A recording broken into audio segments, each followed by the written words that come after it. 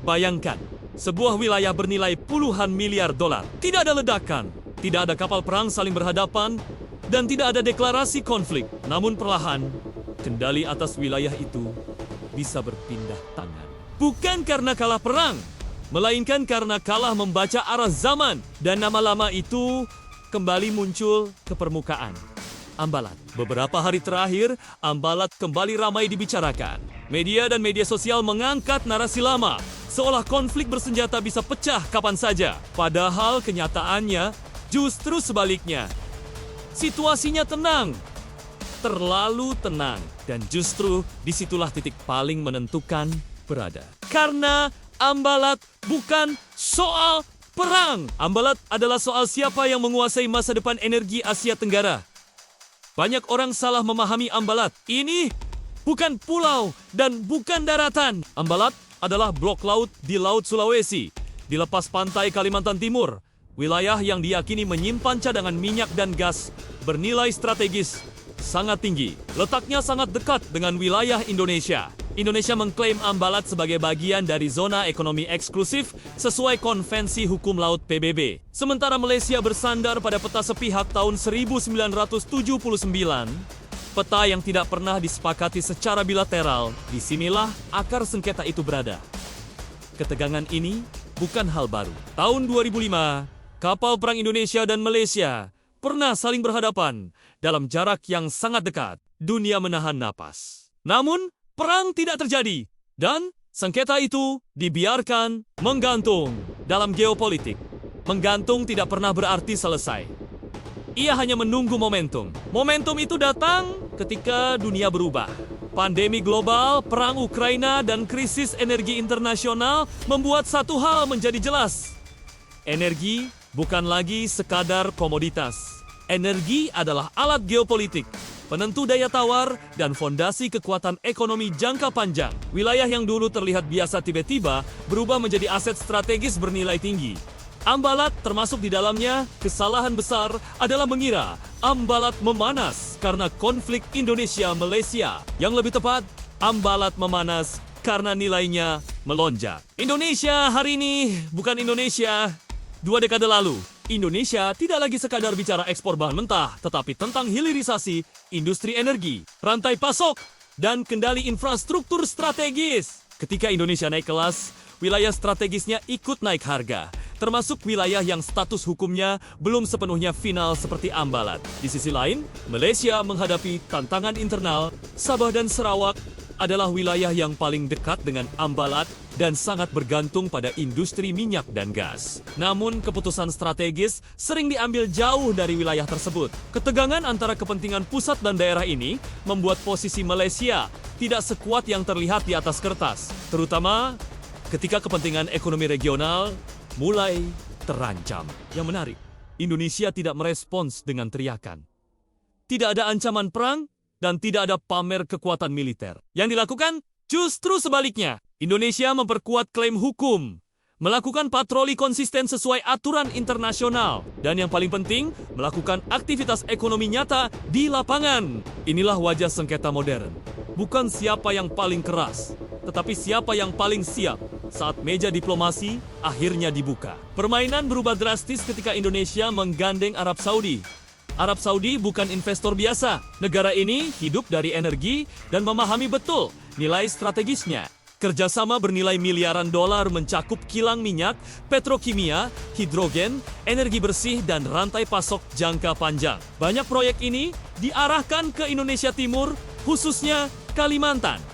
Ini bukan kebetulan, ini strategi. Masuknya Arab Saudi membuat Ambalat tidak lagi sekadar urusan dua negara. Ia menjadi bagian dari kepentingan energi global. Dan ketika aktor besar masuk, semua kalkulasi ikut berubah.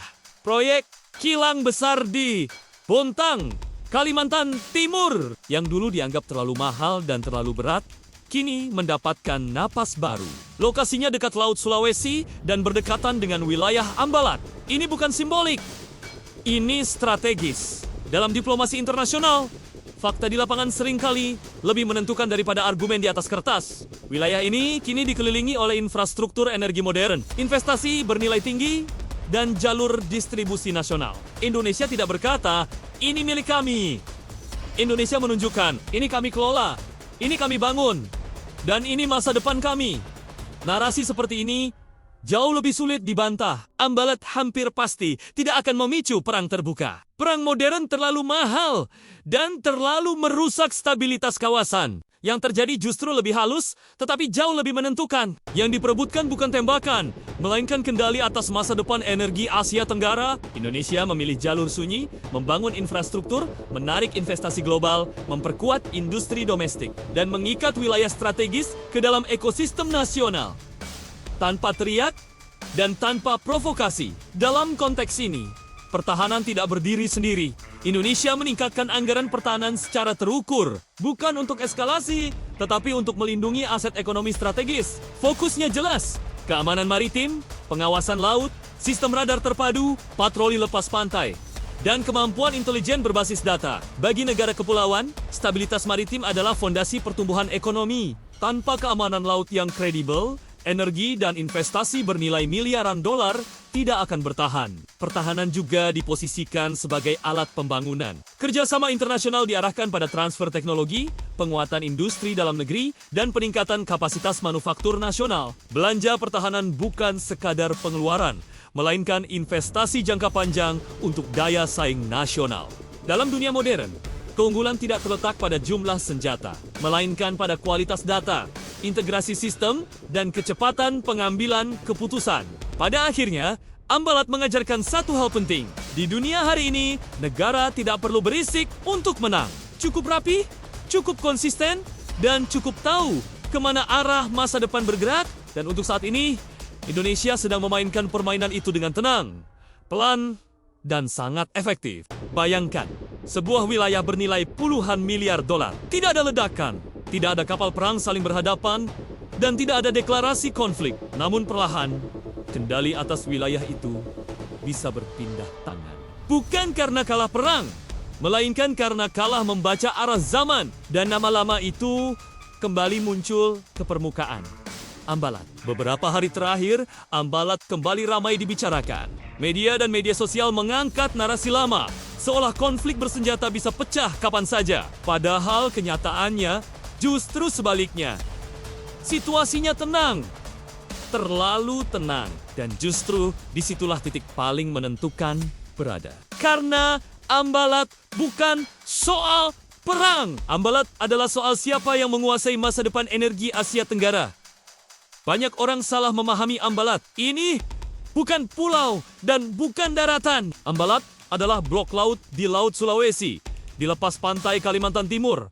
Wilayah yang diyakini menyimpan cadangan minyak dan gas bernilai strategis sangat tinggi. Letaknya sangat dekat dengan wilayah Indonesia. Indonesia mengklaim Ambalat sebagai bagian dari zona ekonomi eksklusif sesuai Konvensi Hukum Laut PBB. Sementara Malaysia bersandar pada peta sepihak tahun 1979, peta yang tidak pernah disepakati secara bilateral. Disinilah akar sengketa itu berada. Ketegangan ini bukan hal baru. Tahun 2005, kapal perang Indonesia dan Malaysia pernah saling berhadapan dalam jarak yang sangat dekat. Dunia menahan napas. Namun, perang tidak terjadi. Dan sengketa itu dibiarkan menggantung. Dalam geopolitik, menggantung tidak pernah berarti selesai. Ia hanya menunggu momentum. Momentum itu datang ketika dunia berubah. Pandemi global, perang Ukraina, dan krisis energi internasional membuat satu hal menjadi jelas. Energi bukan lagi sekadar komoditas. Energi adalah alat geopolitik, penentu daya tawar, dan fondasi kekuatan ekonomi jangka panjang. Wilayah yang dulu terlihat biasa tiba-tiba berubah menjadi aset strategis bernilai tinggi. Ambalat termasuk di dalamnya. Kesalahan besar adalah mengira Ambalat memanas karena konflik Indonesia-Malaysia. Yang lebih tepat, Ambalat memanas karena nilainya melonjak. Indonesia hari ini bukan Indonesia 2 dekade lalu. Indonesia tidak lagi sekadar bicara ekspor bahan mentah, tetapi tentang hilirisasi industri energi, rantai pasok, dan kendali infrastruktur strategis. Ketika Indonesia naik kelas, wilayah strategisnya ikut naik harga, termasuk wilayah yang status hukumnya belum sepenuhnya final seperti Ambalat. Di sisi lain, Malaysia menghadapi tantangan internal. Sabah dan Sarawak adalah wilayah yang paling dekat dengan Ambalat dan sangat bergantung pada industri minyak dan gas. Namun, keputusan strategis sering diambil jauh dari wilayah tersebut. Ketegangan antara kepentingan pusat dan daerah ini membuat posisi Malaysia tidak sekuat yang terlihat di atas kertas, terutama ketika kepentingan ekonomi regional mulai terancam. Yang menarik, Indonesia tidak merespons dengan teriakan. Tidak ada ancaman perang dan tidak ada pamer kekuatan militer. Yang dilakukan justru sebaliknya. Indonesia memperkuat klaim hukum, melakukan patroli konsisten sesuai aturan internasional, dan yang paling penting, melakukan aktivitas ekonomi nyata di lapangan. Inilah wajah sengketa modern. Bukan siapa yang paling keras, tetapi siapa yang paling siap saat meja diplomasi akhirnya dibuka. Permainan berubah drastis ketika Indonesia menggandeng Arab Saudi. Arab Saudi bukan investor biasa. Negara ini hidup dari energi dan memahami betul nilai strategisnya. Kerjasama bernilai miliaran dolar mencakup kilang minyak, petrokimia, hidrogen, energi bersih, dan rantai pasok jangka panjang. Banyak proyek ini diarahkan ke Indonesia Timur, khususnya Kalimantan. Ini bukan kebetulan, ini strategi. Masuknya Arab Saudi membuat Ambalat tidak lagi sekadar urusan dua negara. Ia menjadi bagian dari kepentingan energi global. Dan ketika aktor besar masuk, semua kalkulasi ikut berubah. Proyek kilang besar di Bontang, Kalimantan Timur, yang dulu dianggap terlalu mahal dan terlalu berat, kini mendapatkan napas baru. Lokasinya dekat Laut Sulawesi dan berdekatan dengan wilayah Ambalat. Ini bukan simbolik, ini strategis. Dalam diplomasi internasional, fakta di lapangan seringkali lebih menentukan daripada argumen di atas kertas. Wilayah ini kini dikelilingi oleh infrastruktur energi modern, investasi bernilai tinggi, dan jalur distribusi nasional. Indonesia tidak berkata, ini milik kami. Indonesia menunjukkan, ini kami kelola, ini kami bangun, dan ini masa depan kami.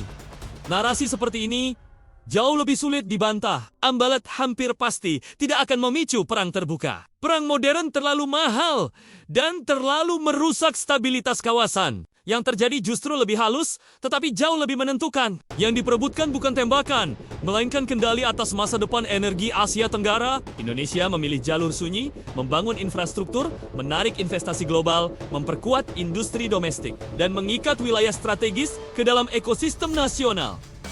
Tanpa teriak dan tanpa provokasi. Dalam konteks ini, pertahanan tidak berdiri sendiri.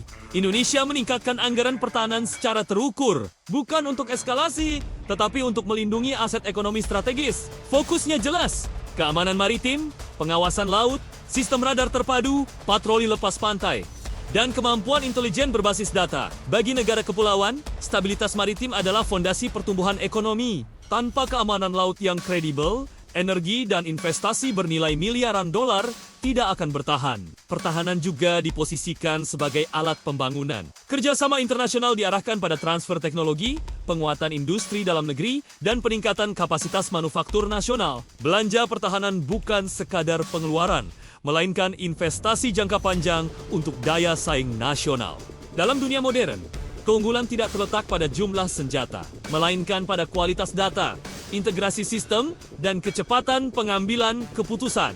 Pada akhirnya, Ambalat mengajarkan satu hal penting. Di dunia hari ini, negara tidak perlu berisik untuk menang. Cukup rapi, cukup konsisten, dan cukup tahu kemana arah masa depan bergerak. Dan untuk saat ini, Indonesia sedang memainkan permainan itu dengan tenang, pelan, dan sangat efektif.